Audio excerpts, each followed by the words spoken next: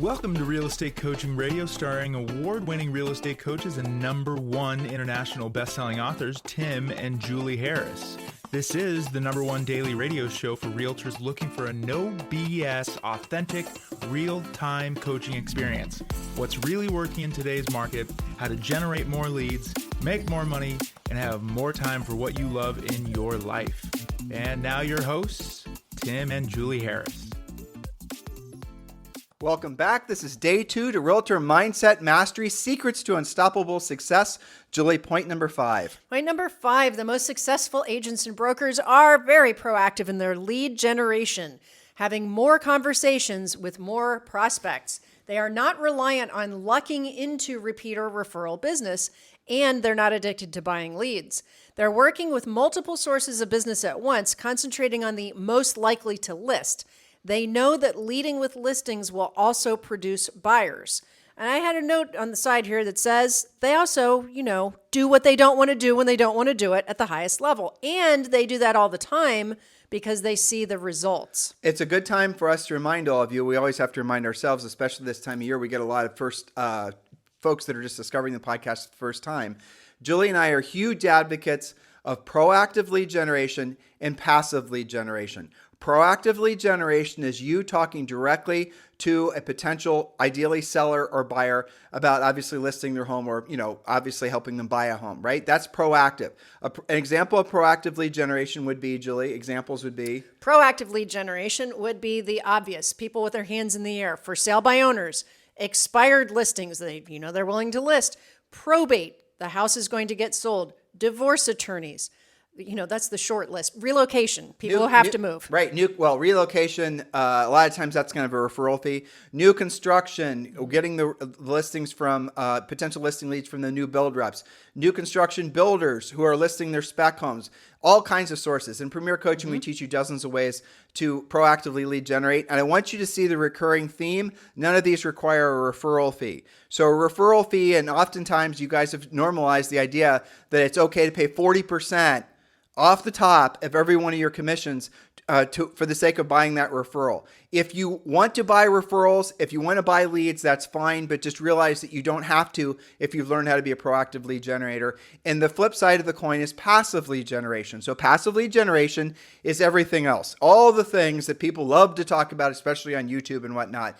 It's the marketing, it's the branding, it's the videos, it's the TikToking, it's the postcard mailing, it's the branding, it's the advertising, it's the all of that, the drip campaigns. That's all passive lead generation. And I'm here to tell you 2 things. Number 1, if you really want your passive lead generation to be, frankly, on fire and work incredibly well, do the proactive lead generation. And if you want your proactive lead generation to really go to the next level, do the passive lead generation. One will reinforce the other. But if you only want to do one of the two, if you want to get the most results and make the most amount of money net profit to you, it's definitely and always will be, always has been proactive lead generation. The other stuff takes a long time, takes a lot of tweaking, takes a lot of learning, takes a lot of funnel building, takes a lot of all the rest of it.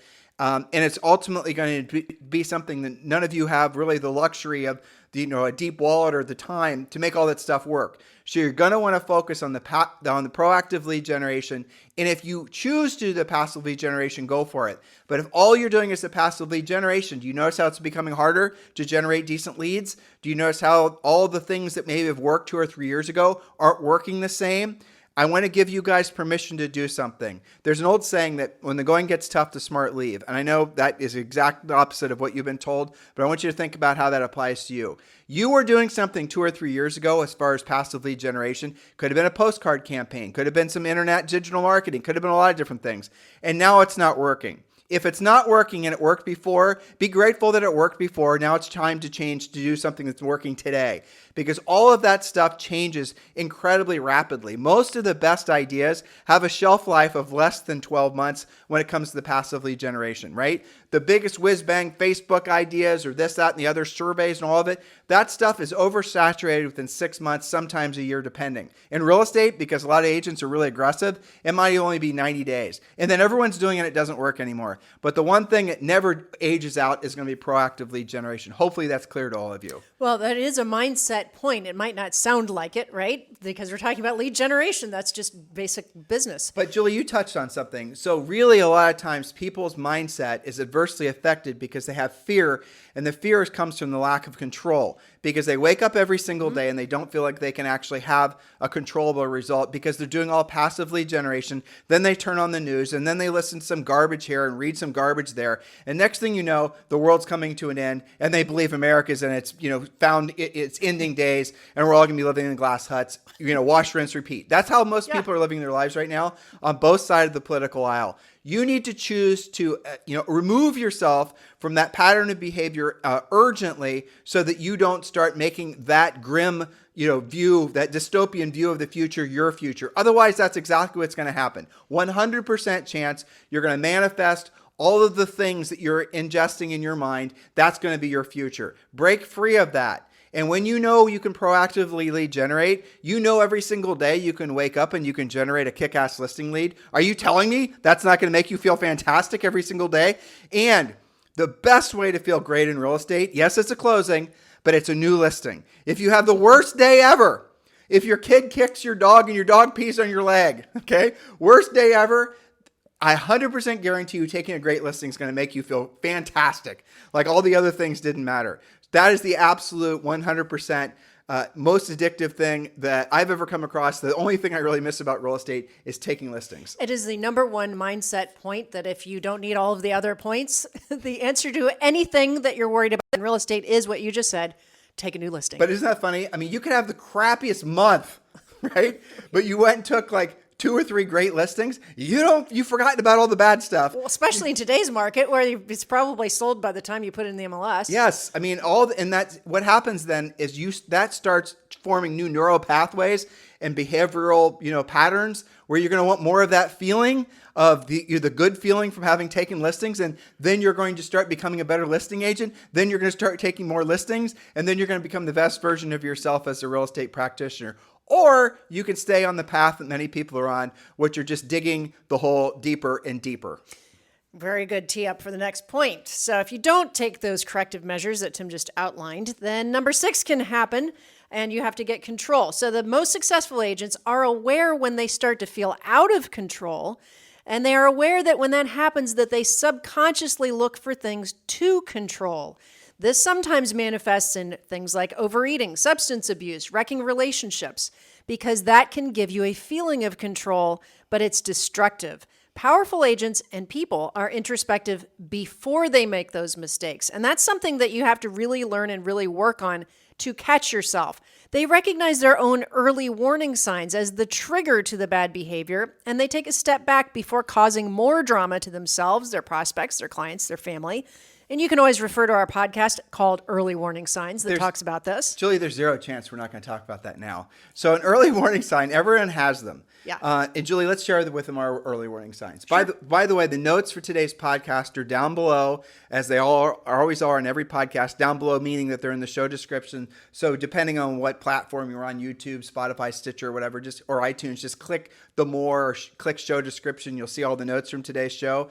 And while you're there, make sure you join Premier Coaching. You hear us talk about this, rant and rave about it every single day. It's because we get so much wonderful feedback from all the folks that are joining with us, partnering with us, or on the movement towards a bigger, brighter future because they're part of Premier Coaching. Scroll down below, click the link to join Premier Coaching for free, or just go to premiercoaching.com. All right, so let's talk about early warning signs. Julie and I originally created this concept because we are seeing more and more of our coaching clients. And this is as we were getting better and better at coaching. So Julie and I have been coaching pretty much full time for 20 years. And we've had well over 100,000 paid coaching calls each. It's probably more like double than that. We stopped counting, what do you think, 7 years ago? Yeah. Okay. And that's just Julie and I. That's not including our staff coaches. That's not including our other coaches. That's just Julie and I. So what we started noticing in our coaching clients, especially the ones that were with us for a while, we started, we take notes every coaching call, right? And we could start flipping back to a couple months, and we started seeing behavioral patterns. We started seeing booms and busts, booms and busts. They were all predicated on a set of behaviors that was either positive or it was negative. So the boom would follow, obviously, good behaviors. The bust would follow obviously bad behavior. So we thought, well, this is a good idea. Why don't we write down what we see those bad behaviors being for that individual coaching client? And I'll give you Julie and I. So I'm going to hit the easy ones. Ready? Okay, sure. Okay. Number one is if you and I don't work out every day, that's an early warning sign. If we start slacking on that, and even though we don't like doing it, Right. We will 100%, it has a psychological, it's ill-advised for us psychologically and certainly physically. I would agree, because we're so habitual about it, not doing it has an even stronger effect. Right. Physiologically. Right. That if you miss 2 days, then you're really in Well, trouble. mentally too. All right. What's an early warning sign? Not enough sleep. Oh yeah, for sure. Yeah, not enough sleep. I mean, if we have, yes, and that accumulates too. Yes, and that can come in different, maybe you're just off a weird sleep cycle. It can come from traveling and time zones being messed up. It could come from, eating something you shouldn't have before you go to bed. Whatever it is, I would say lack of sleep is a major factor. And I would do another one, which is not eating right. And the combination of those things, your workout not being quite right, your sleep not being quite right, and maybe not eating exactly the way you should, these things all also interact. And I also read an article saying that sometimes you might just be flat out dehydrated and you just think that you're exhausted, but you're not drinking enough water. All right, so I'll give you another one. And this is our personal ones, but we're kind of giving you guys some ideas. These are the behaviors that we start exhibiting. And Julie and I have written these down. She's got some that are personal that I won't ask her to repeat. But yes, and so do I. But these are the behaviors that we look for. And if we start doing any of these behaviors, we urgently and immediately go to stop doing that behavior. Yes. We don't wait for it to sort of, manifest. You don't have to analyze it. You just do it or stop doing it. Another early warning sign for both of us is if we have a second glass of wine during the week. Yeah. We have one glass of wine and then we're done. Another early warning sign is if we don't write every single day a podcast outline, and if we don't record a podcast every single day. Now, sometimes we'll record the podcast ahead of time if we know we're traveling, but if we don't have in the bag, in the can, as the kids say, ready to go at least 2 or 3 days in advance, maybe 4 days in advance podcast outlines, that's something that's going to be not beneficial to us. That's the start of an early warning sign that's going to lead to negative momentum. And I say in my personal EXP world, if I don't communicate with the people in our EXP Realty group, we've got 3,500 or so agents in our EXP Realty group. If I'm not communicating directly with them, usually by text, giving them something of encouragement, sending them an article, showing gratitude towards them every single day, that's an early warning sign because they're going to stop. Maybe they're going to lose interest. Maybe they're going to feel rejected. Maybe who knows what. Who knows? And I'm going to pick another one because I'm on a roll. Okay. If we don't overtly, and I know you and I do this, we're teaching Zoe to do it. If we don't overtly show appreciation with hugs and kisses every single day, especially in the morning, throughout the day, that has doing it has a positive accumulation effect. It's almost impossible to fight with someone or have a disagreement, except if she's a grumpy 10-year-old. That happens anyway. With someone who you're showing overt, gratuitous appreciation for. But if you stop doing it, maybe we're busy, maybe there's something going on, maybe Zoe's got the flu, something else, then you can actually feel the negative effect of that after 3 or 4 days, for sure. 100%. Can you think of any others? Well, I mean, the list Here's one right here. If we early warning signs, if we don't make the bed every day, that's a big one. That's right. There's a great book called Make the Bed. Yeah. Yeah. I think that I was thinking about coaching clients, some of the early warning signs that we've seen from them. If they're an elite coaching client, maybe I noticed that they have rescheduled a couple weeks in a row. Maybe the accountability is off there. But more specifically, if they're not making their number of contacts every day, if they don't have their whatever their magic number determines their number of active listings to be, if they don't have the correct number of pendings. That's right. It's a very numbers-based thing, early warning signs. So really, hopefully we're helping you to realize that you have early warning signs too. You don't have to come up with 1 billion of them, but really think about like if you were in California, really anywhere with earthquakes, hey, guess what? Puerto Rico, there's an example. There's seismographs everywhere that are doing their calculations based on the Earth's movement to predict if there's a big earthquake coming, small earthquake, no earthquake. And obviously the more little tiny gyrations in the Earth's surface in those little seismographs picking up on all that movement, they know the frequency and the intensity is going to tell you essentially what the size of the earthquake is actually going to be. Now, if you are not your list of early warning signs, that is in essence your self-proclaimed seismograph, because if you're exhibiting any of those behaviors on your list, those are going to be the things that are going to be the early warning sign that you're maybe setting yourself up for a big failure, or a big success too. It goes both ways. So write down the things that you know lead to a positive or negative. Like, are you drinking more than one glass of wine a day? Did I write the question down? Early warning signs. Did I work out today? Did I show gratuitous appreciation every day? Write these things down and monitor yourself for these things. And don't allow yourself to slack on the things that you know are really critical for your continued momentum as you build yourself up as the best version of yourself as a real estate practitioner and human. That's right. What makes you tick at the end of the day in a good way? We work with coaching clients on this when we ask a question saying, when was your absolute best day in real estate and why? And they'll go through the list that if you look at the opposite way, that's an early warning sign if they're not doing those things. So point number 7, again, back to mindset. The most successful agents are empathetic to the fact that other people don't have the mechanisms to adapt quickly to force changes happening in the economy or happening in their lives. They forgive easily and quickly because they understand that others are stressed. They offer a positive light backed by facts and thoughtful solutions rather than jumping in the mosh pit of negativity or drama.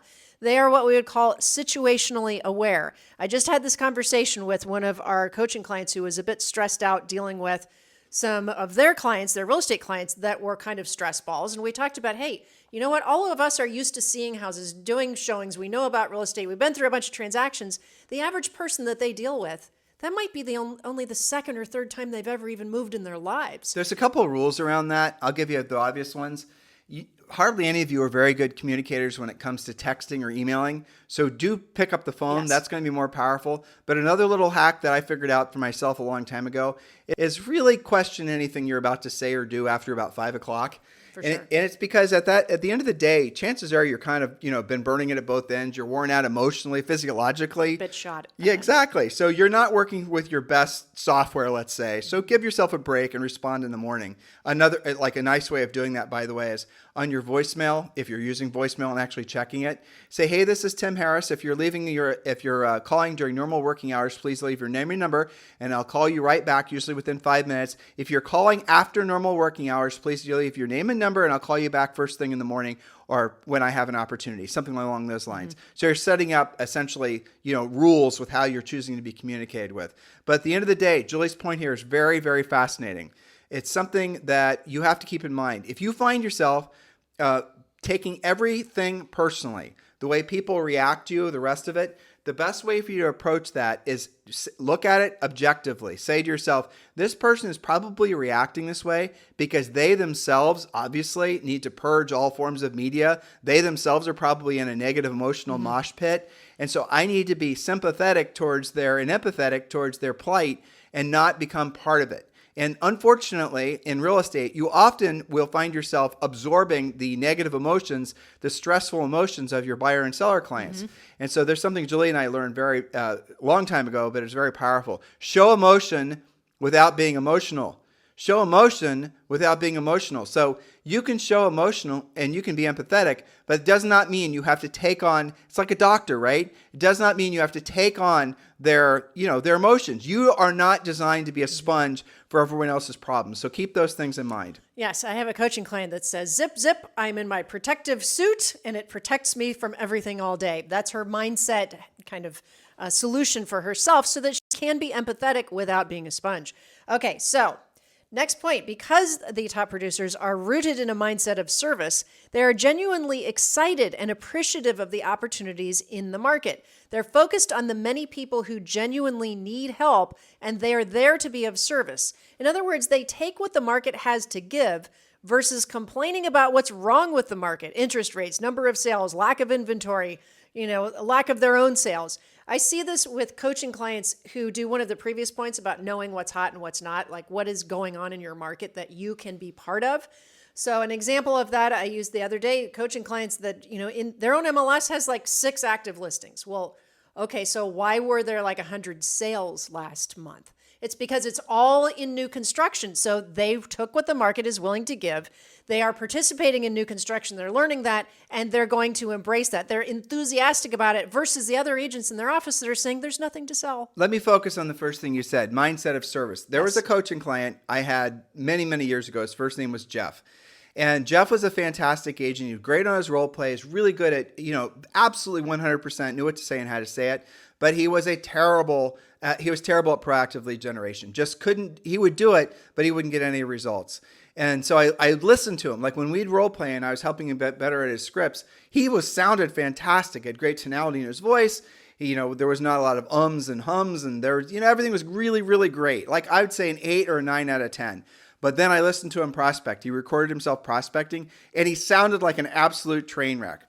And I, confronted him about it. And I asked him, so right before you pick up the phone, or when you're talking to that person, what exactly is going through your mind? And he said, I'm thinking about my scripts. I'm thinking, I'm thinking about all the stuff. And I go, no, you're not.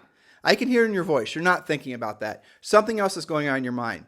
And then we went back and forth like this 3 times. And he professed that he's locked in. But you could hear it in his voice when I listened to that recording with him in that cellar. That he absolutely was in a different mindset place. All right. So I said, here's what we're going to do, Jeff.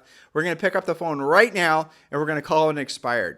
And I was serious, right? I said, we're going to do it right now. And I'm going to listen.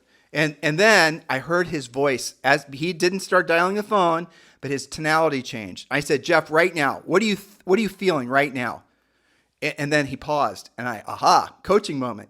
And then he told me all the feelings he was feeling. He was about to go into this fearful place in his head that is, called proactive lead generation. And he started telling me all the feelings he had. And the rest of our call was all about the negative shit that was floating around in his head about picking up the phone. And it was all about, I'm going to get rejected. He's going to hurt my feelings, or the seller's going to hurt my feelings. What if they ask me something I didn't know the answer to? They're going to think of me as some sort of pushy used car salesman. They're going to say all this negative crap that I'm going to have to carry around for the rest of my life. Blah, blah, blah. Just on and on and on, all negative crap. That all centered around him, his ego, how he's going to feel, how it's going to make the effect it's going to have on him. So I had him write this down.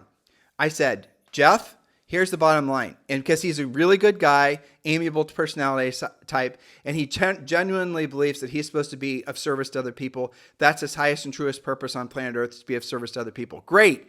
So I want you to write that down. I'm here to be of service to you. He wrote that down. He took a picture of it. He put it in front of his computer where all of his phone numbers and names were appearing of who he's going to call next. And then he would tell it. That was his mantra. I'm here to be of service to you. And then he started, after the call, he started calling again. And he was recording his calls. And by his 3rd call, I could hear the change in his voice. And by the 4th and 5th call, he was getting closer and closer to setting appointments. About 2 weeks later, every single coaching call he set up, or that we had, and we had one per week, he usually had set 3 or 4 listing appointments, because he shifted his mindset away from himself and his ego, which he didn't even realize he was doing. It was fear-based ego thinking, to being of service to other people.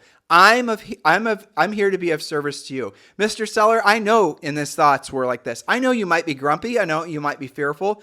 I'm here to be of service to you, and I'm here to solve your problem. Your problem is in the case of expireds, you have not sold this listing, and you have all kinds of, fearful thoughts going around in your head, and I'm here to help you. That is my job. Now, he would feel that. I'm sure sometimes he would say that, but that became his drive. That became his North Star, and out went all the egotistical feelings about feeling rejected, what's going to happen this way, what's going to happen that way. And he became one of the best over the phone, prospectors, proactive lead generators I'd ever coached. And he still is to this day. That is what being of service is all about. But you had to unlock that. You had to help him unlock that in his mind to make that shift. And once he got that and made it less about him and more about being of service and helping the person he was talking to, it's like he became a completely different agent. I remember you telling me about all that. And it's not just Jeff. He's just a really great example. We've had so many coaching clients that say once they get that changes everything. But that's the rules for life in general. Mm-hmm. If you want people to like you and love you, be of service to them. If you're socially awkward, you and I were socially awkward. We're both introverts. You learn the Ford script: family, occupation, recreation, dreams. The Ford script is not about you. It's about you asking questions and learning about the other person. When you move the focus away from yourself and you start focusing on the other person and all things in life, honestly, guys, everything shifts. Very well said. Point number 9, the most successful, know that knowledge equals confidence and ignorance equals fear. Thus, they are constantly increasing their skills, like Jeff that you just mentioned, so that they can increase their confidence. They're seeking out new ways to be able to help more people in a variety of circumstances. An example of this is knowing how to explain different types of mortgage loan programs that get interest rates down and make the payment more attractive. That way you're not just wandering around going, well, I guess I'll get busy when rates go down again. Well, that's on the buyer side. The best script you can possibly have for any seller in the marketplace right now is knowing what the appreciation in the last, say, 90 days has been on their home. It's really inflation, guys, but call it appreciation. And everywhere you go, and people are going to know you're a real estate agent, and you're always delivering the winning ticket from Ed McMahon saying, congratulations, your house is now worth X% more. People will seek you out in the most crowded of airports and rooms just so you can shine light on the fact that how smart they were to buy that house.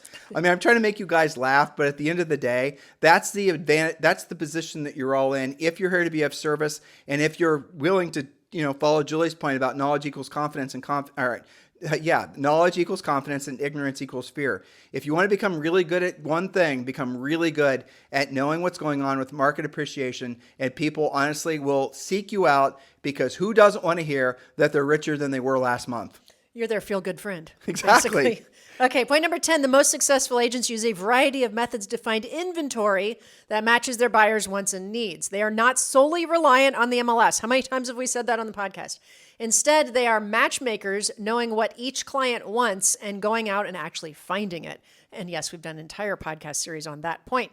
And last but not least, number 11, they are involved in Premier or Elite coaching, and they are actively getting overwhelming value from the daily semi-private coaching sessions, because on those coaching sessions, they are surrounded by like-minded agents and brokers and coaches who are all going in the same direction, who all have positive mindsets and are there to support each other. Now, along those lines, Julie has agreed to open her schedule to 3 new coaching clients. And these are you're going to be working with Julie Harris, and it's been said many times that she's, nation's #1 real estate coach. So I will suggest to those of you who are ready for the challenge of being coached by Julie Harris personally, frankly, it's a process. You're going to have to message me directly. You can do it through Instagram, or you can just text me at 512-758-0206. And when you do, please, let me know a little bit about yourself and your success and your background and all the rest of it. Julie is expensive, so you've got to understand that she's only looking for the 1% that are truly ready to take their businesses to the next level. For a vast majority of you, Premier Coaching is the next natural step, so just go to premiercoaching.com. But for the elite amongst you, do consider Elite Coaching with Julie Harris as your personal coach, and you can text me at 512-758-0206, or you can just message me over on Instagram, and we'll certainly reply back. And the process is, you let me know a little bit about yourself and your real estate background. I'll ask you some questions. I'll basically pre-qualify you. And if I think you're a good fit for Julie, then you're going to have a private call with her, and you're going to interview her, and she's going to interview you. And if you guys are a good match, then you've got your new coach. That's the way it's going to work. But for a vast majority of you, again, the next natural and logical step is for you to go to Premier Coaching, and that's just premiercoaching.com, or scroll down below and just click the link to join Premier Coaching. In the meantime, hopefully you love this past 2 days series. Julie and I did. Hopefully you guys can tell that we did. We love doing mindset stuff because, frankly, it makes us feel good. Yes. We're going to be doing more of this too by popular request. Seems like there's so much of a haze that's out there. You and I are going to be the fog light that's going to help people to, safely get home, right? Mm-hmm. So in the meantime, please do continue to help us by giving us a 5-star review over on iTunes. And your way of thanking us for this podcast is a 5-star review over on iTunes and a comment why you like the podcast. It means the world to us. In the meantime, guys, thank you for keeping this the #1 listened to daily podcast for real estate professionals in at least the United States. Have a fantastic day. We'll talk with you on the show tomorrow. This podcast is a part of the C-Suite Radio Network. For more top business podcasts, visit c-suiteradio.com.